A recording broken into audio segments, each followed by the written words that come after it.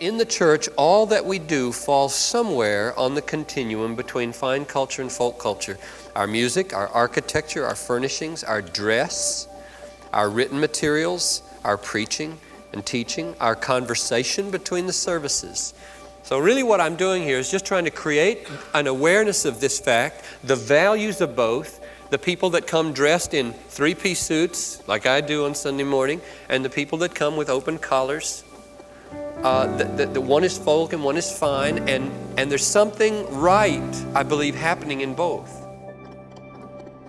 I don't think most of us walk into church on a Sunday thinking, I wonder where this service falls on the cultural spectrum between folk and fine. But that spectrum actually shapes more than we realize. I'm Dan Kruver. In this episode of Light and Truth, John Piper helps us think more clearly about the cultural layers that shape our worship. And near the end, he answers some questions that push the conversation even deeper. This teaching was originally delivered at Bethlehem Baptist Church on Wednesday evening, October 3rd, 1990. What I'd like to do is pick up where we left off with thoughts on culture and worship last time, and let me review for you. Some of you might not have been here, but I have 9 points to make about worship and culture. And the first one was that not much in the New Testament is specific about the way we worship, and therefore I assume the Lord did not want to bind us very closely in the forms that we use, which is good because there's so many different cultures around the world that want to use the New Testament. We would be in a fix if God did that. The second observation was that there is such a thing as fine culture and folk culture. And I think it's helpful to try to just see the values in both. And I pointed out that both have unique propensities to evil or sin, and both have unique potentials for good. And that's where I want to pick it up tonight and even repeat a little bit of just to be fair to both of them and to the people who find themselves gravitating more or less towards one or the other. Start with number 6 here, the positive potentials of fine culture, and then go to the positive potentials of folk, and then move on through this, and then turn to some other things tonight. The positive potentials of fine culture include the preservation of what we might call the life of the mind. Fine culture is more likely than folk culture to inject into the stream of society the commitment to think hard and think clearly. It's more likely than folk culture to keep the intellect from atrophying. I regard that as a strength. It is especially crucial that Christians not surrender the life of the mind to the secular world, first, because it belongs to God. You shall love the Lord your God with all your mind. And He commanded us to love Him with our minds. And second, because we will lose succeeding generations if we do not have intellectually credible expressions of faith to pass on to them. So I regard that potential of fine culture as a very strong and valuable one. And we as a church, as a body of believers, should want to keep the mind or intellect from atrophying. And we should want to cultivate things that would encourage people to think hard rather than think weakly or inadequately. Further, fine culture has the potential of preserving the very concepts of truth and excellence and beauty as objective ideals rooted in God as our absolute. The reason for this, I think, is that folk culture, on the other hand, tends always to exalt what works. It is intrinsically pragmatic and colloquial and does not measure its achievements in terms of objective absolute ideals, but generally in terms of wide appeal and practical effect. That's a penchant. I'm saying a tendency. It doesn't always have to be that way, but that's the tendency. That's the nature of the culture. Fine culture tends to march to the beat of a different drummer, a drummer other than mass appeal or practical effect. At its best, Mark that, because at its worst, it isn't this. At its best, it strives to create images of excellence and beauty and truth that echo more faithfully the ultimate excellence of God. That should be the proper goal, I think, of fine culture anyway. Fine culture thus has the potential, if not the contemporary success, of helping preserve the real complexities of truth,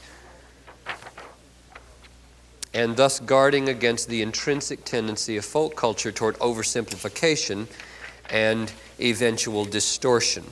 Most of the media of our culture have to deal in folk culture, and therefore in political areas, in business areas, in all kinds of areas, you can listen to it for yourself. Oversimplification is the name of the game.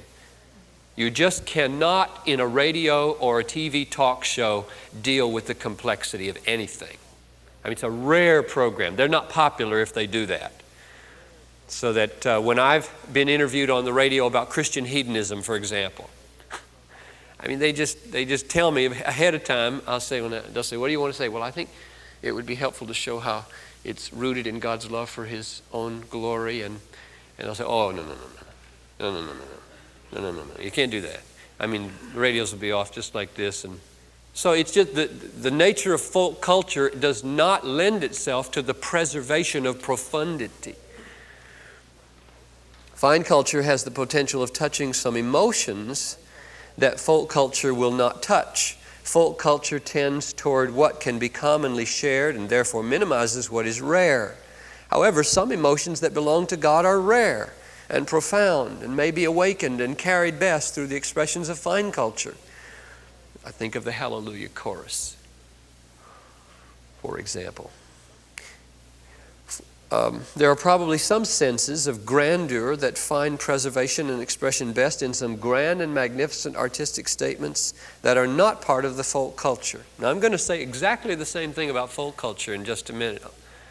In other words, there are kinds of emotions that belong to God, He made them, that ought to find vehicles of expression and not be lost.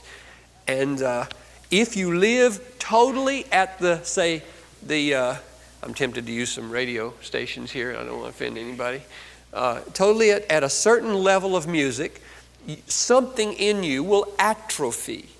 It will shrink up and die. The very potential of expressing that kind of emotion will die. And I think the same thing is true if you try to be a fine artsy person who only listens to classical music. Something human in you will die. Now, let's go to the potentials of folk culture. The positive potentials of folk culture include meeting people where they are in order to communicate. That's just it. That's the name of the game in folk culture, and it is biblical through and through, this potential. Folk culture affirms the importance of building bridges of shareable experience. It is a go and tell mentality rather than a come and see mentality. The mentality of fine culture is, I have created excellence. People with sense will come to watch it and listen to it. The mentality of folk culture is, I got a message, I'm going to find a way to get this out there. I got a product, I'm going to sell it. I'm going to make sure that it gets out there. It's a go-tell kind of thing. It goes the extra mile to make its vision accessible to the average person. That's the mentality of the folk culture. Folk culture keeps the truth clear that elite groups of intellectuals and artists that look with contempt on the common man and his needs and tastes are not admirable persons, no matter how accomplished their talents. Well, that's a long sentence. Let me read it again. Folk culture keeps the truth clear that elite groups of intellectuals and artists that look with contempt on the common man and his needs and tastes are not admirable persons, no matter how accomplished their talents. That relates to what I said one of the weaknesses of the fine culture was the tendency to think that if you reach a certain level of mastery in your discipline, you are virtuous. And you may be wicked. Okay? Hitler could have been a master planner. You can become very adept at chopping off heads, a wonderful swordsman. You might be the most exquisite abortionist in the city with your technical skills. There is no correlation between virtue and mastery of a discipline per se. It's always what you do with it and what your attitude is in it and what effect it has. Folk culture has the potential of reminding us that God must have loved the common people because He made so many of them. I think Abraham Lincoln said that. Folk culture is by nature incarnational. It clothes its claims with the skin of ordinary people and affirms implicitly the value of getting through to the mind and heart of the masses. See, with all of the dangers of that, it's absolutely necessary. Jesus is folk in the incarnation. Jesus became folk, became poor, became accessible, talked in language like parables that everybody could sort of relate to. Folk culture at its best has the potential of touching emotions that fine culture will not generally touch. So this is the flip side. Thus, folk culture honors the preciousness of average wonders. Falling in love, taking a walk, eating a good meal, talking to a friend, swimming in the ocean, having a baby, planting a garden. Nobody writes symphonies about these things. You only write folk songs about these things, or country western songs. It's so funny. It's so funny to listen to country western music. I just get the biggest kick out of at least clean fun. I mean, country western music can get real dirty, but clean country western music talks about brushing your teeth. You know, I got up and I saw the comb that she left, and it's just so utterly touchable and smellable, you know. It helps us not neglect ordinary beauty. So I talk real fine about profundity and greatness and majesty, and there's something in you that must find a vehicle that's appropriate to express that, like the Hallelujah chorus a few times a year. But I don't want to minimize the fact that most wonders in the world are ordinary and accessible to people. And folk culture reminds us of that and reminds us that we better, if we're compassionate and loving, be interested in folk culture. In the church, all that we do falls somewhere on the continuum between fine culture and folk culture. Our music, our architecture, our furnishings, our dress, our written materials, our preaching and teaching, our conversation between the services. So really what I'm doing here is just trying to create an awareness of this fact, the values of both, the people that come dressed in three-piece suits, like I do on Sunday morning, and the people that come with open collars. The one is folk and one is fine, and there's something right, I believe, happening in both. And I want people to feel at home both. I was talking to a young couple, the mom of the couple, the wife, who was here at Mom's, and she said that when they came some time back, they looked around here on Sunday morning and the guy felt, oh, I don't know if I belong here at all, because his hair is down to here. And she said, oh, no, there's one over there. I think there's one that's almost as long as yours. And the point was, a ministry was happening there to a couple who are now here to stay, I believe. And the fact that somebody dressed differently than I did ministered importantly.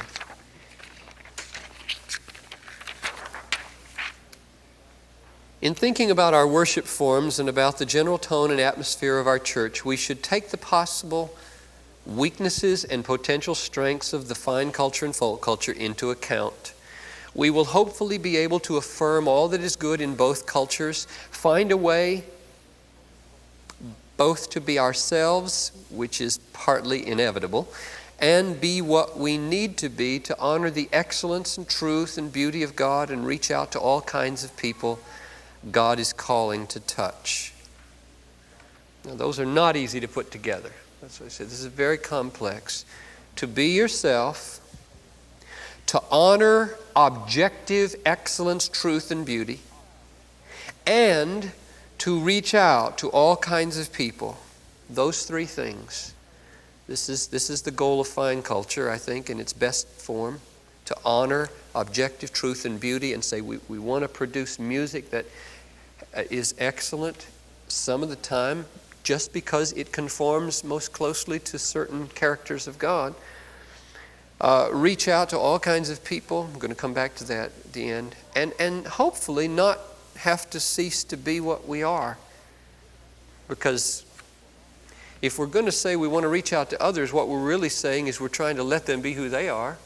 A little bit anyway. And so it wouldn't be wrong to say then the same thing would apply to us.